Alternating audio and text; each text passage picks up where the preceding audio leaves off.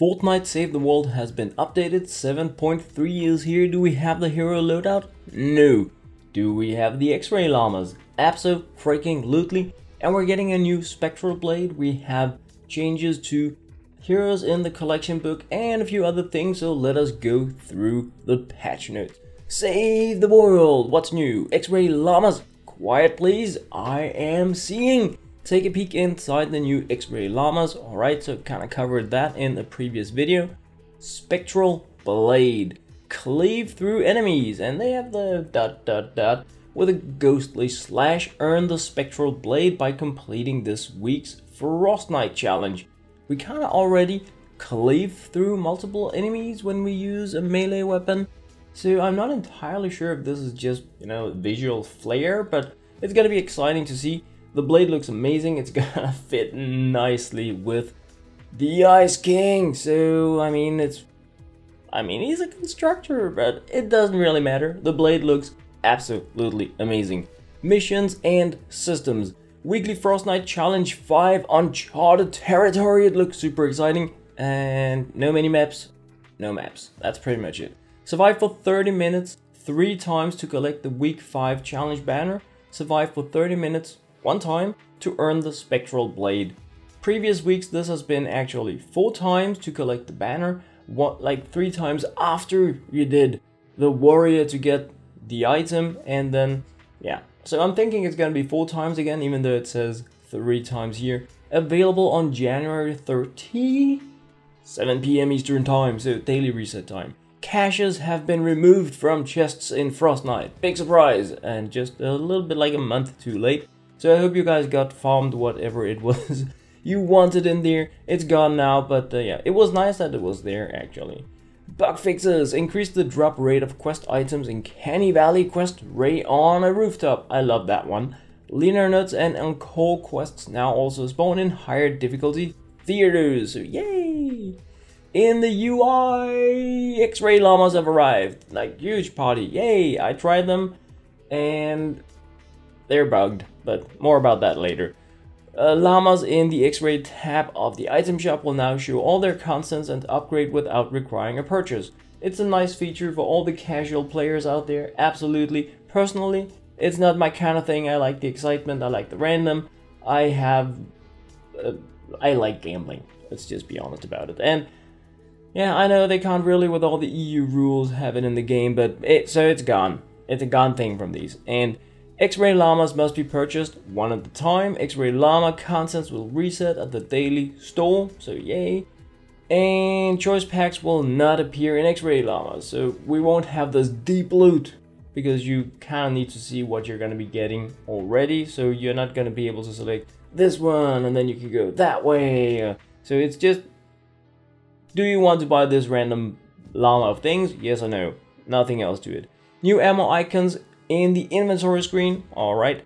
Updated the onboard announcement pop-up to show a message informing players to bind any missing keybinds. That's a pretty nifty feature.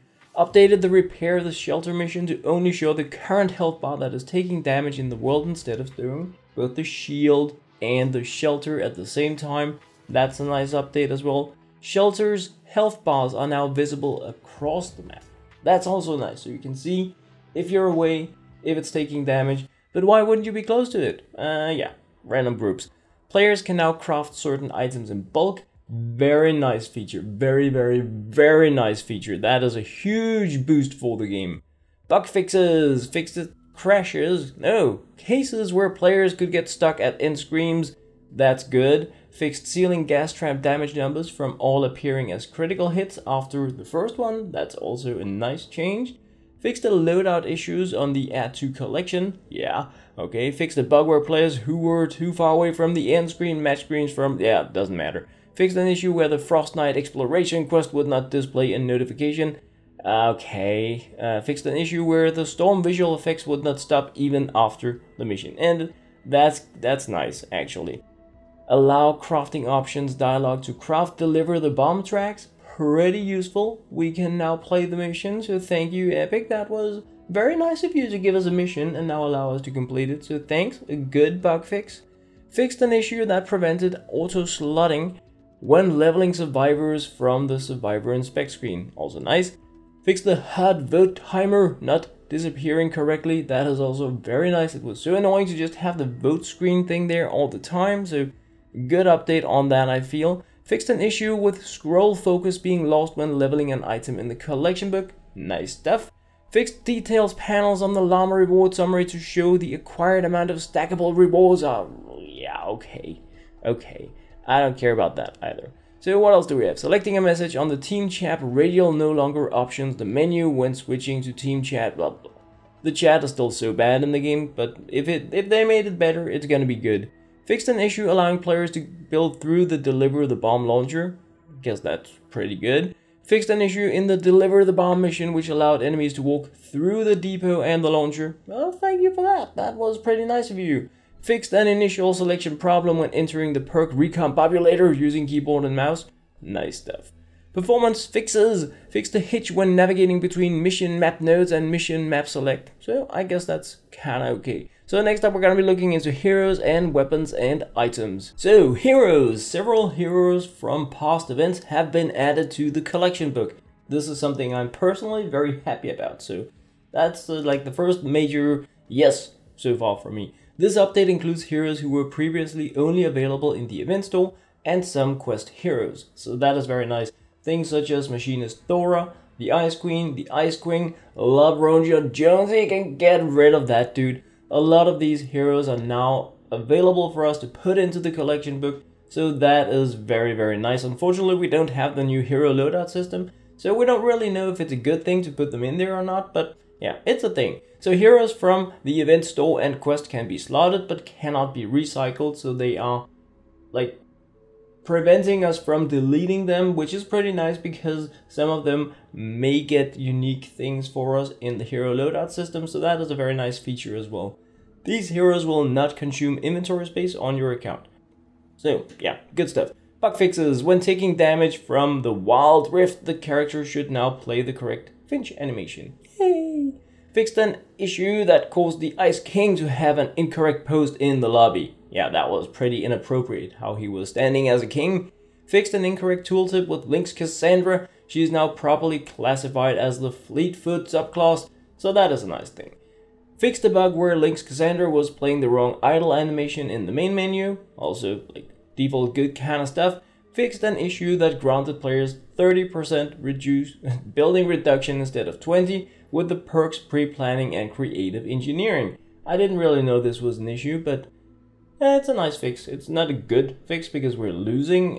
Yeah, you guys know what I mean. Weapons and items. This is actually another thing that I'm pretty hyped about. We have bulk crafting, so we can craft more than one thing at a time. So thank you, Epic. We've been waiting a year. Now multiple traps, ammo and ingredients, blast powder and duct tape can be crafted at the same time by selecting a quantity in the crafting interface. So you can craft multiple things at the same time. These are going to be crafted all at once, so you're just going to be saying, I want to craft this amount, then it's going to take longer time, but it's not going to go one. You guys get the idea. So pretty cool stuff. Players can also bulk craft down-tiered items, so that is even better for those of us that have a lot of things. Power level 130, we can now bulk craft them at a lower tier, so a very, very nice change to the game. Added grenade and rocket launchers to the list of possible results for the ranged weapon transform key and the weapon transform key. Alright, so you can now get those there. This includes the hydraulic and scavenger launchers. Good to know, good to know. The Jabberwocky launcher has been added to the weekly store, but it hasn't, but it will be. It fires cannonballs that explode and break into 3 more explosive mini cannonballs. That's gonna be a lot of fun. Obviously, haven't tried it yet. It sounds like that is going to be a lot of fun. It's gonna be available 30th of January, 7 PM Eastern time till February 6th. So it's an event store thing coming at the weekly reset. Explosive mini balls that new explosive mini ball. It's gonna be a lot of boombastic action. Looking so much forward to that. The Spectral Blade sword will be available as a Frostnite weekly challenge reward. So yeah, deals high sustained damage with moderate impact.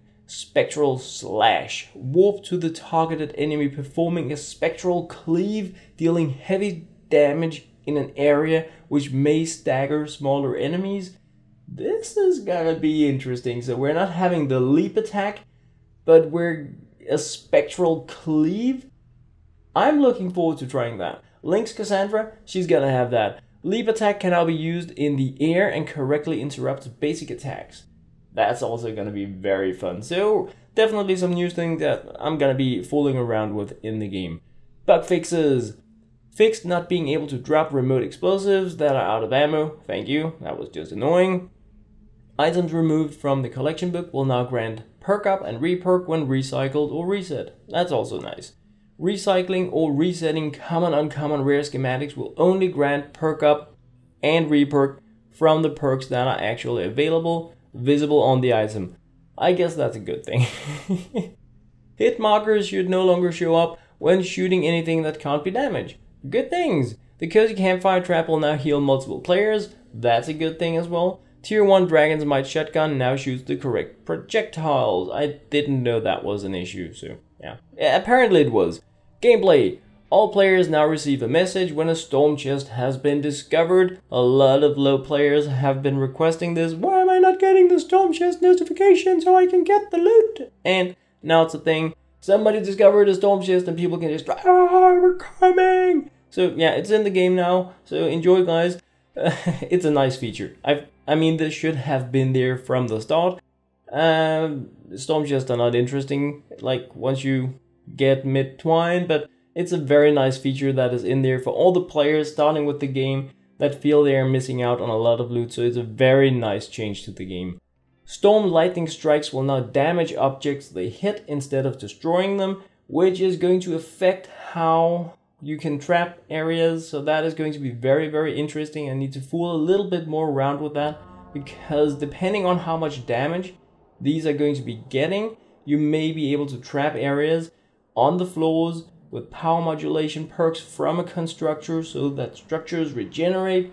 You may even need to think into what perks you have on traps if you can boost the health of structures enough to be able to take this type of damage. So this is just one of those small things they put in on the gameplay that may have a huge impact on how you can do a lot of stuff in the game. So that's going to be very interesting to look into. Patrol wards now protect against storm lightning strikes.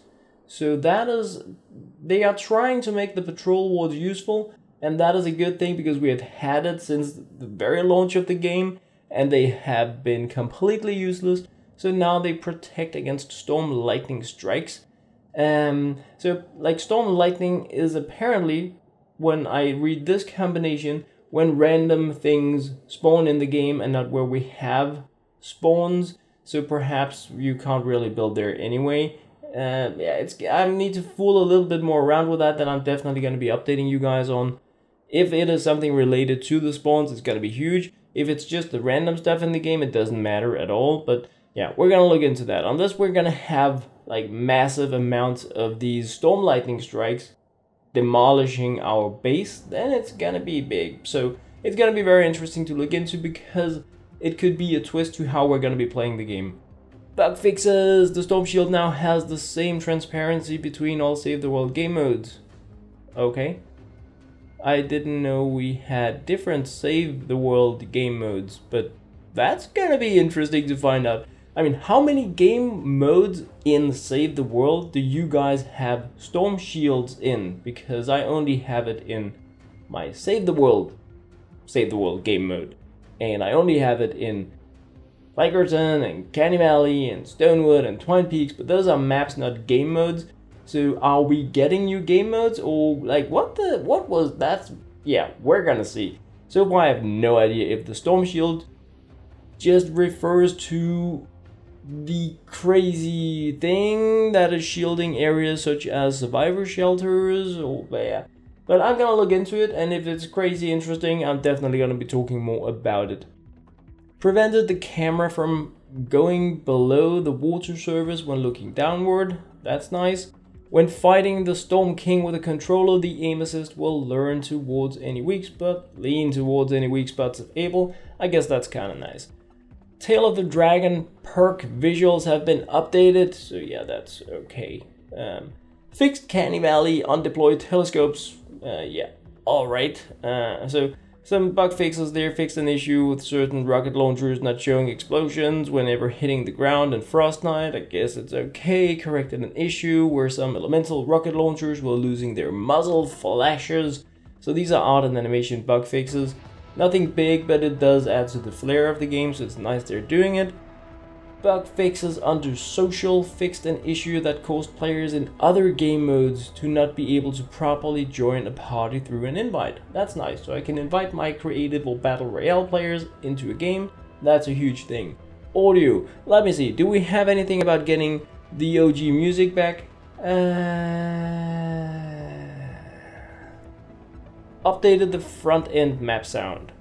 Okay, Storm and Lightning now have sound. I guess that's kind of neat.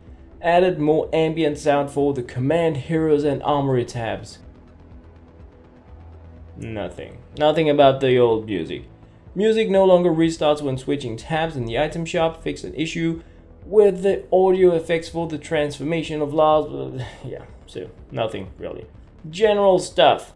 Alright, so this is like related to everything in the game. Again, nothing there that really affects the game.